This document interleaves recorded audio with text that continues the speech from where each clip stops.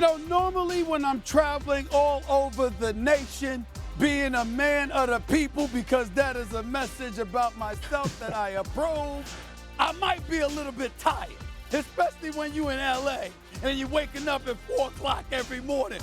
But then you know something?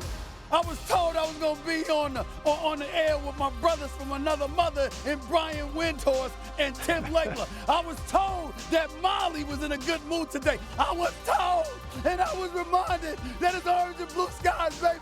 It's New York City. It's the New York Knicks. They're one game away from going to the Eastern Conference Finals. And then I said, I love everybody. Why wouldn't I wake up with a smile on my face? The crew is in the house. Holla at your boy. Let's roll, y'all. Let's roll. Boston Celtics trying to get to a conference final, trying to put this Cavs team away. It has not been easy. When you wondered who would be the hero, who would step up in an elimination game, it's Al Horford, the best player on the floor, and it was not even close.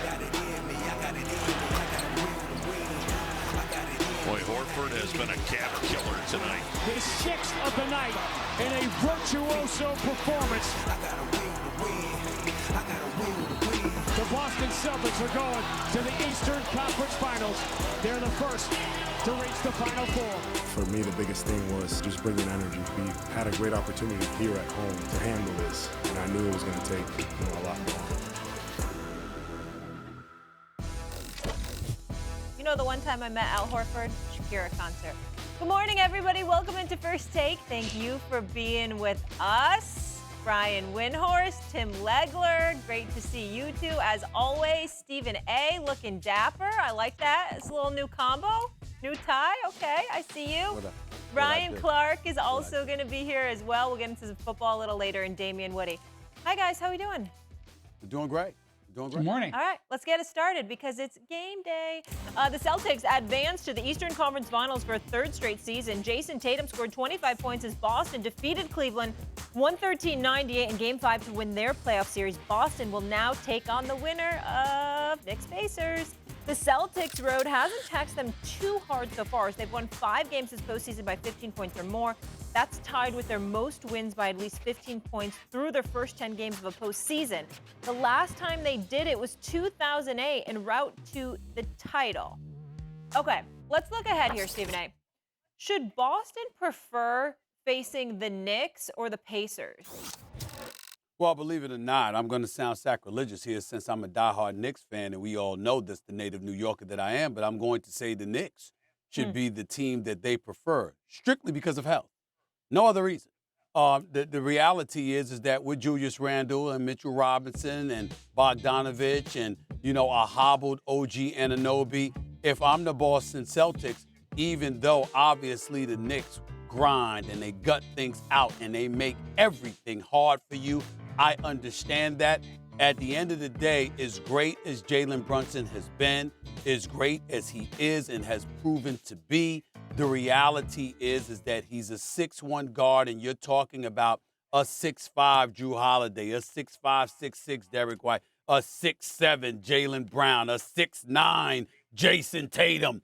That's a lot to ask for Jalen Brunson and an offensively compromised New York Knicks squad to go up against a Boston Celtics squad that's the number 2 ranked defense in the league. I'm looking at it from that standpoint. Of course, I think that the New York Knicks are going to win this series against Indiana. Of course, I applaud them because of their toughness and their grit. And I wouldn't even think about saying this, Legs and Wendy, if the New York Knicks were fully healthy and fully loaded. I wouldn't even think about it. But as hobbled as they are, health-wise, minutes-wise, by the way, also got to come into consideration because of the limited amount of use of their bench. And I'm looking at the bodies that Boston have. You look at Indiana, they're young, they're spry. We know they can score points. They're not going to do much defensively once you take away their ball pressure, their on-ball pressure. But still in all, they can put up points in bunches at any given moment. If I'm the Boston Celtics, even though I don't think it's going to happen, my preference would be to go against the New York Knicks instead of the Indiana Pacers in light of, health issues. Stephen A., a lot of what you just said makes sense, right? They're depleted with their rotation, just the number of bodies you have, much less the amount of minutes these guys play. All of that makes a lot of sense to me. But I'm still going to say I think they would rather see the Indiana Pacers for this reason. Indiana is, in a lot of ways, a mirror image of Boston in terms of how they want to play. Fast, open floor, take a lot of threes. So if you're the Boston Celtics and you get a team that wants to play just like you play, but you know that ultimately you've got more firepower, I think Boston would sign up for that. When you take on a team like the New York Knicks, you got to deal with some different things. One, it'd be a significantly more physical series. I think there's a little bit more hot sauce in that mix because it's Boston and New York. And what that will bring out of the New York Knicks and the New York Knicks fan base in taking on the Boston Celtics and seeing that team in Madison Square Garden, I can't even imagine what the environment would be pairing up the two cities and the fan bases. The Knicks represent a little bit more of a unique challenge to Boston, whereas Indiana, I think that'd be more of a track meet, pickup game style, and I really like Boston in that situation. I think this comes down to one question, and we don't have an answer to it. What's going to happen with OG Anunoby? Because when the Knicks have OG Anunoby, they're a completely different dynamic team. They are 25-6 when he is in the lineup. They are 14-16 without them. And in a series against Boston, where you would have invaluable to have his size to put on Jason Tatum and Jaylen Brown, it's huge. Now, the update on him actually was a promising update. You see a hamstring injury like that, and you think, man, that's a multiple weeks long injury, and maybe it will be. But he was out of the pool and doing court work a couple of days ago, according to Tom Thibodeau.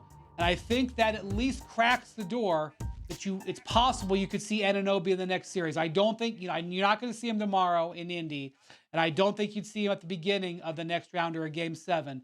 But if they could get OG Anunoby back for Game 3-ish, 4-ish, that's a difference-making situation.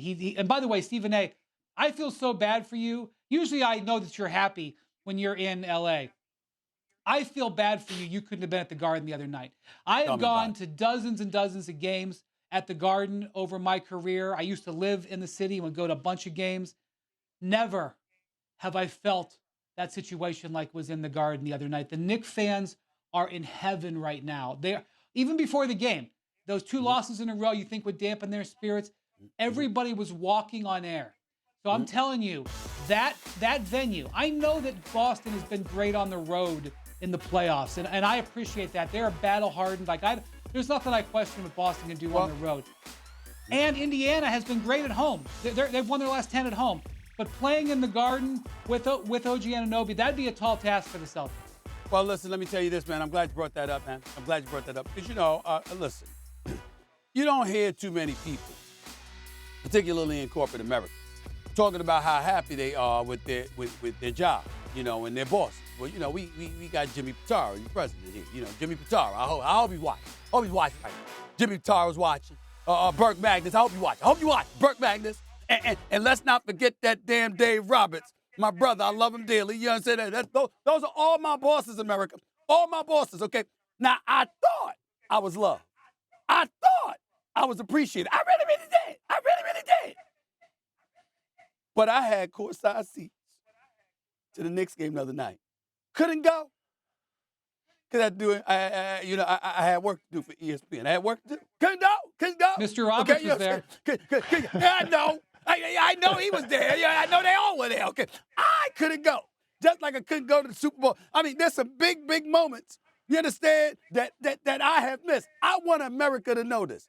Do you know that Molly Karam has been to more major events, all right, over the last few years than me, because I've had to do NBA Countdown that's not or fair. something It's else. not the last that is few. true. Stephen A., I was in hiding for years. It's been this last year. I'm finally living life again. Relax. All I'm saying is that was choices. Me, I ain't got no choice. They got to have me in front of the camera somewhere. So I want y'all to know, you understand, for somebody that's so loved by the corporation, there are very big moments I have been deprived of being a participant of. You went to Paris, Wendy. Damn it, I ain't been there. I ain't been there. Legs, who knows? Stephen A, I'm Legs, just gonna put. Did you hear Legs call that game the other night? My brother, you did a great job. I was so proud. I was like, I have a proud big brother right there. I was like, look at my boy doing this thing, calling the game, Listen, Denver and Minnesota. Stephen A. I couldn't be there. I couldn't be because we had to do countdown. I missed out on a lot of moments. You got to go to F1 after the race happened the next day. I mean, it is After what it the is. race. I know. After the race. I know. So stop being It was so a good damn on TV shame you and weren't people there. won't Perk want was you on there. every show. You weren't there. Yeah, Perk was was there. Perk Hey, was Stephen, there. are you gonna be at Game 7? Are you gonna be at Game 7, Stephen? might If there's not a Game be 7 one. in the Garden? But if there is, we gotta be out here for NBA countdown if there's a game. oh man, you won't even be there for a Game 7. Oh my goodness. Wendy, are you going to go? Because I think I'm going to go. It would be a damn shame to be a big Knicks fan and not be at Game 7. I know. And That's messed up. I'm telling you, people at that game are gonna be telling their Oh kids my about being God. at that Stephen game A., on the other night. I've never seen the Garden like Do you that. want me to try to text Dave or Jimmy or Burke, try to see if I can pull some strings for you? They know. Not only do they say we need you on TV, they say it with a smile before laughing. It's a I compliment. mean, they smile and laugh, and then Oh give my me a God. hug. They're like, it's gonna be all right, Stephen A. It's gonna be all right. Okay. We love you, buddy. But I missed the game. Hey, Jimmy's a big Knick fan. Jimmy will probably He be is. Jimmy Jimmy will will probably be there, be too. there. You're He'll right. be there. He'll be there. Everyone's gonna be there. Jimmy's a big Knick fan. Maybe even the girl Let's from move on. Connecticut. All right, guys, Let's by the move way, the Celtics went 4-1 against the Knicks this season, 3-2 against the Pacers. We'll see how that shakes out.